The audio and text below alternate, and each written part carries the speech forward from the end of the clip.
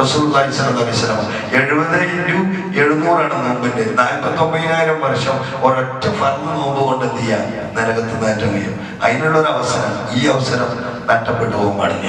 നരകത്തിലേക്ക് നമ്മെ നയിക്കുന്ന നമ്മുടെ ദേഹേച്ഛകളെ പിടിച്ചു കെട്ടുന്ന അവസരമാണ് നോമ്പ്. അസ്സൗമു ജുന്ന എന്ന് റസൂലുള്ളാഹി പറഞ്ഞില്ലേ, ആ ജുന്നത്ത് നഷ്ടപ്പെട്ടു പോകരുത്. സ്വർഗം കിട്ടാൻ എന്താ മാർഗം ചോദിക്കുമ്പോൾ നബി എന്താ പറഞ്ഞത്? നോമ്പെടുത്തറ, നോമ്പ് കൊണ്ട് അതിന് തുല്യമായി മറ്റൊന്നില്ല. റസൂലുള്ളാഹി സ്വല്ലല്ലാഹു അലൈഹി വസല്ലം സ്വർഗത്തിലേക്ക് നമ്മെ എത്തിക്കുന്ന, നരകത്തിൽ രക്ഷപ്പെടുന്ന, നരകത്തിലേക്ക് എത്തിക്കുന്ന ദേഹേച്ഛകൾക്ക് തടയിടുന്ന, സ്വർഗം കിട്ടാൻ കാരണമാവേണ്ട മഗ്ഫിറത്തുകൾ നമുക്ക് നൽകുന്ന, മഗ്ഫിറത്തിനുള്ള അവസരമാണല്ലോ നോമ്പ്, ശഫാഅത്തിനുള്ള അവസരമാണല്ലോ നോമ്പ്. അസ്സിയാമു വൽ ഖുർആൻ യശ്ഫഅനി ലിൽ അബ്ദി റസൂലുള്ളാഹി സ്വല്ലല്ലാഹു അലൈഹി വസല്ലം പറഞ്ഞില്ലേ, റയ്യാൻ എന്ന കവാടത്തിലേക്ക് നമ്മളെ കൂട്ടിക്കൊണ്ടുപോകുന്ന രണ്ട് സന്തോഷങ്ങൾ, നോമ്പ് മുറിക്കുമ്പോഴുള്ള ഉത്തരം കിട്ടുന്ന പ്രാർത്ഥനയും അല്ലാഹനെ കണ്ടുമുട്ടുമ്പോഴുള്ള സൽക്കാരവുമുള്ള, സിദ്ദീഖുകളുടെ ശുഹദാക്കളുടെ കൂടെ സ്ഥാനം വരുന്ന, കസ്തൂരിയേക്കാൾ സുഗന്ധം നമ്മുടെ വായക്ക് നൽകുന്ന, ലൈലത്തുൽ ഖദറുള്ള, ഉത്തരം കിട്ടുന്ന പ്രാർത്ഥനയുള്ള, ഇങ്ങനെ വ്യത്യസ്തങ്ങളായ അനുഗ്രഹങ്ങളെ കൊണ്ട്, ഫضലുകളെ കൊണ്ടുള്ള, ശ്രേഷ്ഠതകൾ കൊണ്ടുള്ള ദിനങ്ങളും ദിനരാത്രങ്ങളും ദിവസങ്ങളും അത് വെറുതെ ചെയ്യരുത്.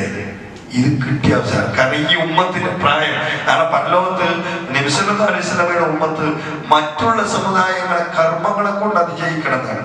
3/2 ഈ ഉമ്മത്താണ്. കർമ്മങ്ങളിൽ മുകളിലെത്തിയാലാണ്, കർമ്മങ്ങളെ കൊണ്ട് മുകളിലെത്തിയാലാണ് ജയിക്കാൻ കഴിയുള്ളൂ. അതിന് അവസരമായിട്ട് ഈ ഉമ്മത്തിന്റെ പ്രായം എന്ന് പറയുന്നത് അമ്മാർ ഉമ്മത്തി ബാബൈന സിദ്ദീൻ വസബഴി 60-70 അടിയില. പകുതി ഉറങ്ങിപ്പോകും, പകുതി വേറെ സംഗതിക്കായിരിക്കും, പിന്നെയുള്ള പകുതിയിലാണ് എല്ലാ ക്രയവിക്രയങ്ങളും നടക്കുന്നത്. അവസാനം 60-70 കൊല്ലം ജയിച്ച് മനുഷ്യർ ഏറിയ 3 കൊല്ലം 2.5 കൊല്ലക്കാർ ഈ ഭാഗത്ത് നിൽക്കുക, ബാക്കി മുഴുവൻ ദുനിയാവിന് വേണ്ടി പോയതാണ്. ഇതുകൊണ്ട് പരലോകത്ത് രക്ഷപ്പെടില്ല. അതിന് പടച്ചോൻ തന്നതാണ് നോമ്പും അനുബന്ധമായ അവസരങ്ങളും. ഈ അവസരങ്ങളെ നമ്മൾ ഉപയോഗിക്കണമെന്ന് എനിക്കല്ല, എന്നെ അറിയാം, നമുക്ക് ഓരോരുത്തർക്ക് നമുക്കറിയാലോ. ഇന്നത്തെ നോമ്പ് ഇപ്പോൾ ഞായറാഴ്ച രാവിലെ മുതൽ ഈ സമയം വരെ ഞാൻ ഉറങ്ങി തീർത്ത സമയത്തരെ, ഞാൻ ഇബാദത്ത് എടുത്ത സമയത്തരെ, ഞാൻ ഖുർആൻ ഓതിയ സമയത്തരെ, ഞാൻ ജമാഅത്ത് നമസ്കാരങ്ങളിൽ പങ്കെടുത്ത് സുന്നത്ത് നമസ്കാരങ്ങൾ പങ്കാളികളായ സമയത്തരെ എന്ന് ചിന്തിക്കേണ്ടതാണ്. നമ്മളെ പറ്റി നമ്മളല്ലേ ചിന്തിക്കേണ്ടത്. പഠിച്ചോണ്ടിട്ട് എന്തായാലും ഈ സമയത്തിന് മറുപടി പറയണല്ലോ, ഓരോ സെക്കൻഡിനും പറയണം. നിങ്ങളെ വീടിനെ പറ്റി, ബാങ്ക് അക്കൗണ്ടിലെ സമ്പാദ്യം എവിടുന്ന് ഉണ്ടാക്കിയതിനെ പറ്റി പറയണം. അതിനപ്പുറം ഭൗതികമായി എന്തിനൊക്കെ നമ്മൾ ഓടിപ്പാഞ്ഞ് സമയങ്ങളുണ്ടോ അതൊന്നും അങ്ങനെ മറുപടി പറയേണ്ടി വരില്ല. പക്ഷെ നിങ്ങളെ സെക്കൻഡ്, നിങ്ങളുടെ ഉംർ, നിങ്ങളുടെ പ്രായം, അതിന്റെ ഓരോ സെക്കൻഡുകൾക്കും മിനിറ്റുകൾക്കും നീ തന്നെ മറുപടി പറയണം. മുന്നോട്ട് പോകണമെങ്കിൽ ഈ അവസരങ്ങളെ ഉപയോഗിച്ചു അല്ലാഹുവിനോട് മറുപടി പറയേണ്ടതുണ്ട്. അതുകൊണ്ട് എന്റെ പ്രിയപ്പെട്ടവരോട്, മുൻഗാമികൾ ഏറെ ഗൗരവത്തോടു കൂടി സമയത്തെ കണ്ടിരുന്നു. നശിച്ചു പോകുന്ന, നഷ്ടപ്പെട്ടു പോകുന്ന ദിനങ്ങളെ പറ്റി അവർ വേദനിച്ചിരുന്നു. നമ്മള് പുതിയ വയസ്സും അത് പ്രായം തേക്കിയപ്പോ ബർത്ത്ഡേ ആഘോഷിക്കും കുറെ ആൾക്കാർ. യഥാർത്ഥത്തിൽ മുസ്ലിമാരാണ്. ഓരോ ഈ മദീനയിലെ തമ്മാടി എന്നറിയപ്പെട്ടിരുന്ന ഫുളൈൽ ഇബ്നു ഇയാദ് എന്ന് പറയുന്ന വ്യക്തിത്വമുണ്ട്, റഹ്മത്തുള്ളാഹി. അദ്ദേഹം പിന്നീട് നല്ല മനുഷ്യനായി മാറുന്നുണ്ട്. അദ്ദേഹം ഒരിക്കൽ പ്രൗഢിയിലും പൊങ്ങച്ചത്തിലും നടത്തുന്നത് മദീനയിലുള്ള ഒരാളെ കണ്ടപ്പോൾ ചോദിച്ചു, എത്രയാണ് വയസ്സ്, എത്രയാണ് നിനക്ക് വയസ്സ്? അപ്പൊ നമ്മള് പറയും എനിക്ക് 68, 70 വയസ്സാണ്, 82 ആണ്, ഇങ്ങനെയൊക്കെ പല പ്രായം നമുക്ക് പറയാനുണ്ടാവും. 84ആയി, 60ആയി, 48ആയി, ഇങ്ങനെ പറയാൻ പറയുമല്ലോ. ഇയാള് ആവേശത്തിൽ വന്നു, സിദ്ധൂനാമ എനിക്ക് 60 വയസ്സായി. അപ്പോ പുതയിലിന് കഴിയാതെ റഹ്മത്ത് തിന്തി കൊടുത്തു, ചങ്ങായി 60 വയസ്സായിക്കല്ല, മുന്തു സിദ്ധീനാമൻ 60 വർഷമായിട്ട് 60 വർഷമായിട്ട് നീ നിന്റെ ഖബർക്ക് സഞ്ചരിച്ചു കൊണ്ടിരിക്കുക. ഖബർക്ക് എടുത്തുക 38 വയസ്സായി ഇഷ്ടം, 38 വയസ്സായിക്കല്ല, 38 വർഷം നീ നിന്റെ ഖബറിലേക്ക് അടുത്തു എന്നാണ് അർത്ഥം. ആ ഖബറിലേക്ക് അടുത്തുകൊണ്ടിരിക്കണല്ലോ. ഖബറിലേക്ക് അടുത്തുകൊണ്ടിരിക്കണ ആഘോഷിക്കണ മഹാന്മാരാണ് നമ്മൾ പലരും. പക്ഷെ ആ ഖബറിലേക്ക് അടുക്കുന്ന ഓരോ നിമിഷവും ഞാൻ അവനോട് മറുപടി പറയണമെന്ന് ചിന്തിച്ചു പോവേണ്ടതുണ്ട്.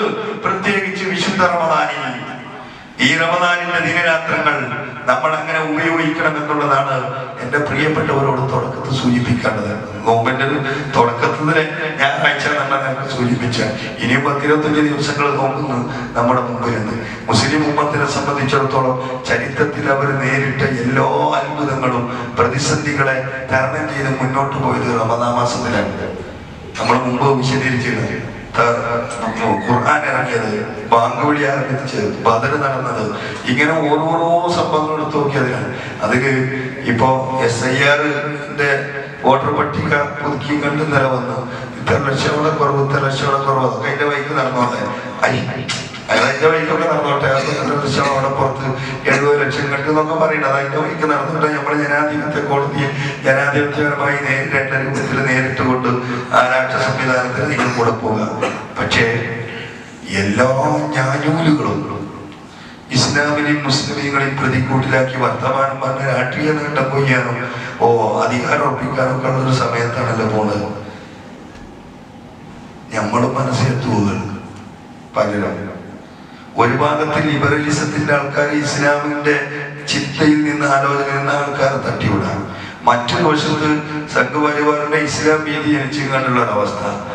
ഒരു വശത്ത് ഭരണകൂടത്തിന്റെ കീഴിൽ നടക്കുന്ന ഈ ജാതി സമുദായത്തെ ഭീതിപ്പെടുത്താനുള്ള പ്രശ്നങ്ങൾ. ഇതിന്റെ ഒക്കെ അടിയിൽ കിടന്ന് നമ്മൾ നേരം പഴുക്കണ വൈകുന്നേരമാണ്, നേരം പഴുക്കണ വൈകുന്നേരമാണ് എന്ന് പോരാ. ഓരോ സെക്കൻഡിനും മിനിറ്റുകൾക്കും വിലയുണ്ടെന്ന് ഖന്തക് യുദ്ധം നമ്മളെ പഠിപ്പിക്കുന്നുണ്ട്. എന്താ ഖന്തക് യുദ്ധത്തിന്റെ പ്രത്യേകത അറിയോ?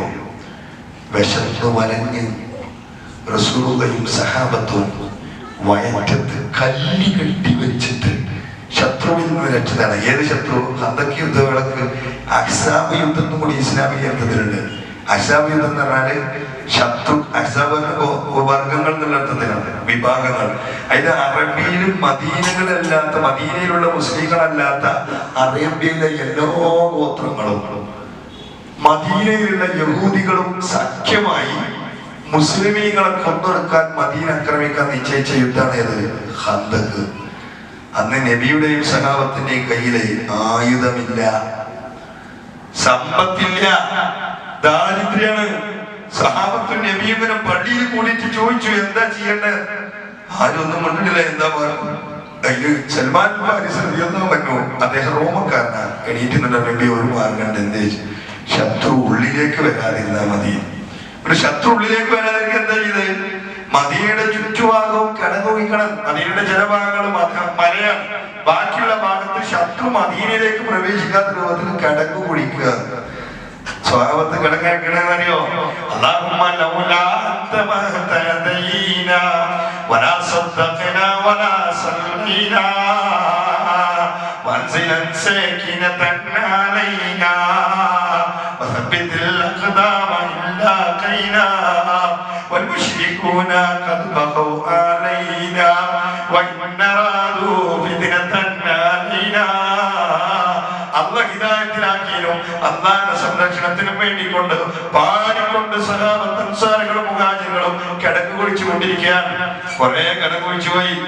ആ സമയത്ത് അവസാനം ഒരു വലിയ പാറ അവരുടെ മുമ്പിൽ തടസ്സം വരികയാണ്. ആ തടസ്സത്തിന് മുമ്പിൽ സഹാബത്ത് പരമാവധി ശ്രമിച്ചു നോക്കി, പൊട്ടുമില്ല. ഒരു സഹാബി പ്രവാചകന്റെ അരികിലേക്ക് ഓടി വന്നിട്ട് പറഞ്ഞു, നബിയേ, കിടങ്ങൊക്കെ കുഴിക്കുന്നുണ്ട്, പക്ഷെ ഒരു വലിയ പാറ മാറ്റാനുണ്ട്. ആ പാറ പൊട്ടിയിട്ടില്ലെങ്കിൽ ശത്രു ഉള്ളിലേക്ക് കയറി എന്ത് ചെയ്യും? ഉടനെ സല്ലല്ലാഹു അലൈഹി വസല്ലം എന്താണെന്നറിയോ? എന്നിട്ട് ഇന്ന് വയറ്റത്ത് നബി സല്ലല്ലാഹു അലൈഹി വസല്ലമയുടെ വയറ്റത്ത് 2 കല്ലുണ്ടായിരുന്നേ. വിശപ്പറിയാതിരിക്കാം കെട്ടിവെച്ചിരിക്കുക. സമ്പത്തും അധികാരം അല്ലെങ്കിൽ ആയുധബലമൊന്നും അറിയുന്നുണ്ടായില്ല. ചെയ്യുവാൻ കൊടുത്തൊരു ബലമുണ്ടായിരുന്നു.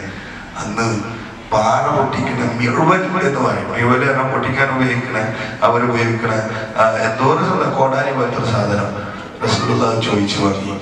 എന്നിട്ട് ബിസ്മില്ല ചൊല്ലി ഈ പാറയുടെ മുമ്പ് പോയി നിന്ന് ഒന്നാമത്തെ തക്ബീറിൽ റസൂലുള്ളാഹി ഒന്നാമത്തെ വെട്ടുപെട്ടി. ആ പാറ പൊട്ടി, ഒരു പൊട്ട് പൊട്ടി. രണ്ടാമത് ബിസ്മില്ലാഹി അല്ലാഹു അക്ബർ, മൂന്നാമത് ബിസ്മില്ലാഹി അല്ലാഹു അക്ബർ. പാറ പൊട്ടിച്ചതിന് ആ തടസ്സം നീങ്ങി. അവിടെ ഒരു സ്പാർക്ക് കണ്ടു സഹാബത്ത്, ഒരു വെട്ടം തിളക്കം.